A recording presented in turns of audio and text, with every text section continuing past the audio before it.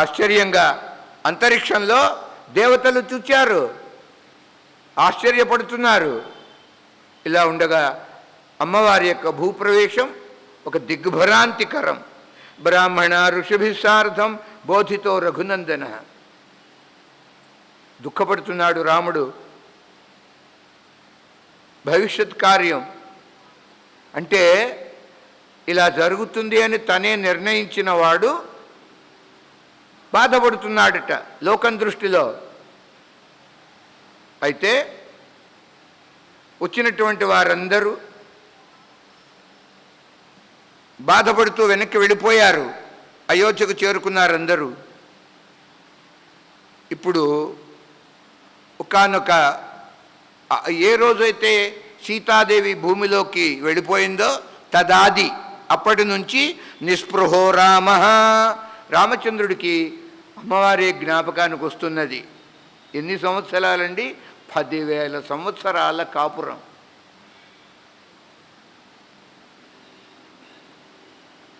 ఎల్లప్పుడూ రామచంద్రుడు ఒంటరిగా ఉంటున్నాడట.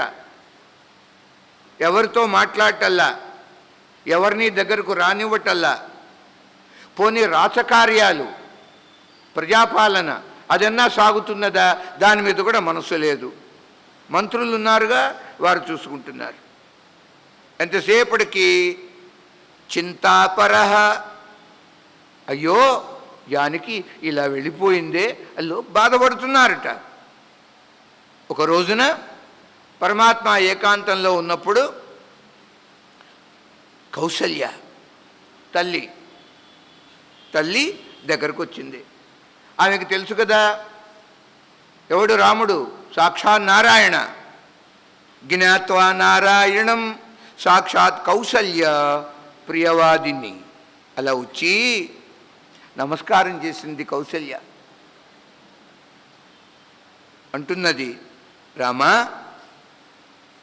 పరమాత్మా పరానంద రామత్వం జగతామాది మధ్యాంతవర్జిత.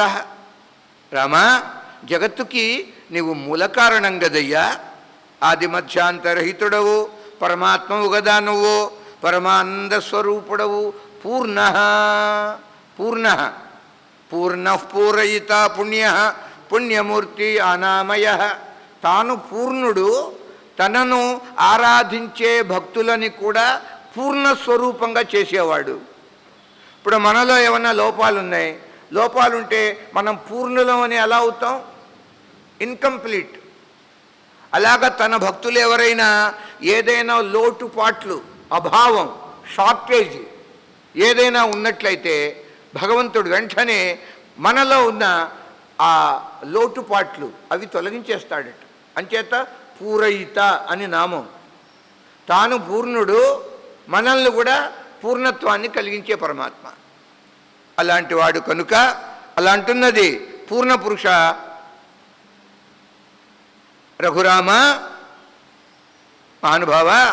భవబంధ, ఈ భవబంధం సంసార బంధం నుంచి నేను బయటపడటానికి జ్ఞానం సంక్షేపంగా మహానుభావ నాకు ఉపదేశించను కోరిందే.